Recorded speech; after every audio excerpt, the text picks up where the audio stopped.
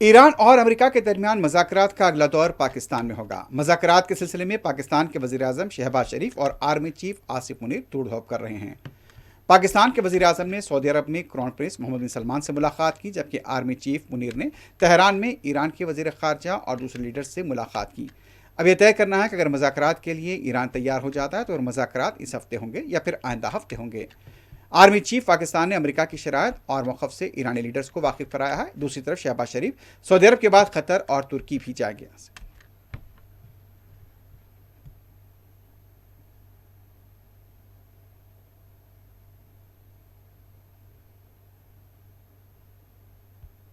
दूसरी तरफ white house की तर्जुमान कैरन लेविट ने कहा कि ईरान से मुज़ाकरात में पाकिस्तान बाहस सालिस का रोल अदा कर रहा है। व्हाइट हाउस में प्रेस कॉन्फ्रेंस के दौरान कैरन लेविट ने कहा था कि ईरान और अमेरिका जंगबंदी से मुताल्लिक़ पाकिस्तान की संजीदा कोशिशों को सराहते हैं।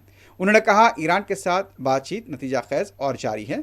मुज़ाकरात का अगला मरहला मुमकिन तौर पर इस्लामाबाद में ही होगा। उन्होंने मज़ीद कहा कि ईरान से मुज़ाकरात में पाकिस्तान वाहिद सालिस है। Would those talks be in Islamabad, or where would they be the next round? They would very likely be in the same place as they were last time, yes. With the same, I would just want to make one point that's important to the president. The Pakistanis have been incredible mediators throughout this process, and we really appreciate their friendship and their efforts to bring this deal to a close. So they are the only mediator in this negotiation. While there have been many countries around the world who want to offer their help, the president feels it's important to continue to streamline this communication through the Pakistanis, and so that's what continues to take place. Will. एक तरफ Iran और America के दरमियान बातचीत के लिए सरगर्मियां देखी जा रही हैं, दूसरी तरफ आबना खुर्मुस में अभी भी अमेरिका के दावे के मुताबिक नाकाबंदी जारी है, लेकिन बाज़ जहाज़ों के यहां से गुजरने की भी इत्तला मिली है। उधर ईरान ने धमकी दी है कि अगर नाकाबंदी को जारी रखा गया तो खलीज फारिस, पर्शियन गल्फ, ओमान के समुंदरी हदूद और बहर अहमर यानी कि रेड सी में नाकाबंदी कर दी जाएगी। अमेरिकी जहाज़ों को डुबोने का भी इंतबा दिया गया है। ईरान का दावा है कि अमेरिका की नाकाबंदी नाकाम साबित हुई है। अमेरिका ने आबना खुर्मुस के अलावा मशरिक़ वस्ता के समंदरी हदूद में अपने हज़ारों फौजियों और जंगी बीड़ों को तैनात कर दिया है। ईरान पर अमेरिका और इसराइल के हमलों में इंफ्रास्ट्रक्चर को गैर मामूली नुकसान पहुंचा था, लेकिन ईरान का मुकामी इंतज़ामिया फौरी उन तबाह पुलों और दूसरे इंफ्रास्ट्रक्चर की जंगी खतूत पर मुरम्मत कर रहा है। पहले भी एक रेलवे पुल को 3 से 4 दिनों में काबिल इस्तेमाल कर दिया गया था। अब तबरेज़ के इलाके में भी तबाह पुल की मरम्मत कर दी गई है। दूसरे कई ऐसे मकामात बताए जा रहे हैं जहां पर मुसलसल काम जारी है और पूरा इंतज़ामिया यहां पर जो इंफ्रास्ट्रक्चर बुनियादी ढांचे को हमलों में नुकसान हुआ था उसकी मरम्मत का काम किया जा रहा है। और ये इत्तलात मिल रही हैं कि जिस तरह से काम हो रहा है उसकी रफ्तार को देखते हुए कहा जा सकता है कि 1 या 2 हफ्ते के अंदर जितने भी इंफ्रास्ट्रक्चर को नुकसान पहुंचा था उस तमाम की मरम्मत कर ली जाएगी। ईरान की दारकूमत तेहरान में मामूल की ज़िंदगी फ़िलहाल बहाल देखी जा रही है। अब जंगबंदी पर अमल जारी है। अगर अमेरिका जंगबंदी में तोसी पर राज़ी नहीं होता है तो हालात ख़राब हो सकते हैं, लेकिन ईरानी अवाम अपने मामूल की सरगर्मियों को अंजाम देने में मसरूफ़ है।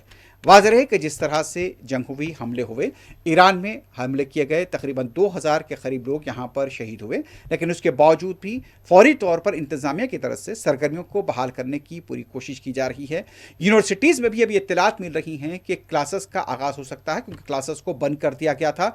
वर्चुअल क्लासेस हो रही थी, लेकिन अब ये कहा जा रहा है कि जल्द ही यहाँ पर क्लासेस का भी आगाज़ कर दिया जाएगा। इस दौरान लेबनान पर इस्राएली फौज ने बदतरीन हमले किए हैं। हॉस्पिटल को भी निशाना बनाया गया। गुज़िश्ता रात से लेकर आज सुबह तक जहाँ पर लेबनान के जनूबी इलाकों में हुए हमलों में गैर मामूली तबाही हुई है। बुर्ज शामली पर भी हमला किया गया। हलाकतों के साथ साथ कई अफराद की हलाक होने की इत्तला है। एक तरफ अमेरिका में मुज़ाकरात का दावा किया जाता है तो दूसरी तरफ लेबनान पर मुसलसल हमले जारी हैं। हिज़्बुल्लाह ने भी इस्राएली फौजियों के ठिकानों पर हमलों का दावा किया है। अमेरिका के वजीर ख़जाना स्कॉट बेसेंट ने दावा किया कि आबना खुर्मुस की बंदिश से चीन भी ईरानी तेल हासिल नहीं कर सकेगा। स्कॉट बेसेंट ने कहा, अमेरिका आबना खुर्मुस में ईरानी तेल ले जाने वाले चीन के जहाज़ों को रोकेगा। अमेरिकी सेनेट कॉम का भी कहना था कि आबना खुर्मुस की नाकाबंदी के बाद कोई भी जहाज़ ईरानी बंदरगाहों तक नहीं पहुंच सका। अमेरिकी सेनेट कॉम के मुताबिक 48 घंटों के दौरान कोई भी बहरी जहाज़ ईरानी बंदरगाहों में दाखिल नहीं हो पाया या बाहर नहीं निकला। 9 बहरी जहाज़ों ने अमेरिकी फ़ौज की तरफ से वापसी के अहकाम की तामील की। अमेरिकी वज़ीर ख़जाना ने रूस की तरफ से तेल खरीदे जाने की रियायत को भी ख़त्म करने का ऐलान किया और इससे हिंदुस्तान पर भी असर पड़ सकता है। ईरान के दारकूमत तेहरान और दूसरे शहरों में अवाम हुकूमत और फौज की हिमायत में सड़कों पर देखे जा रहे हैं। गुज़िश्ता रात से लेकर दरमियानी शब तक भी हज़ारों अफराद ईरानी परचम थामे नारेबाजी करते हुए देखे गए। ईरान की शोबे तवानाई के चीफ मोहम्मद इस्लामी ने बताया कि ईरान पर जबरन शराइत को मुसलत नहीं किया जा सकता। ईरान के साथ मुज़ाकरात उसी सूरत में हो सकते हैं जब अमेरिका ईरान के हुकूक को तस्लीम करे।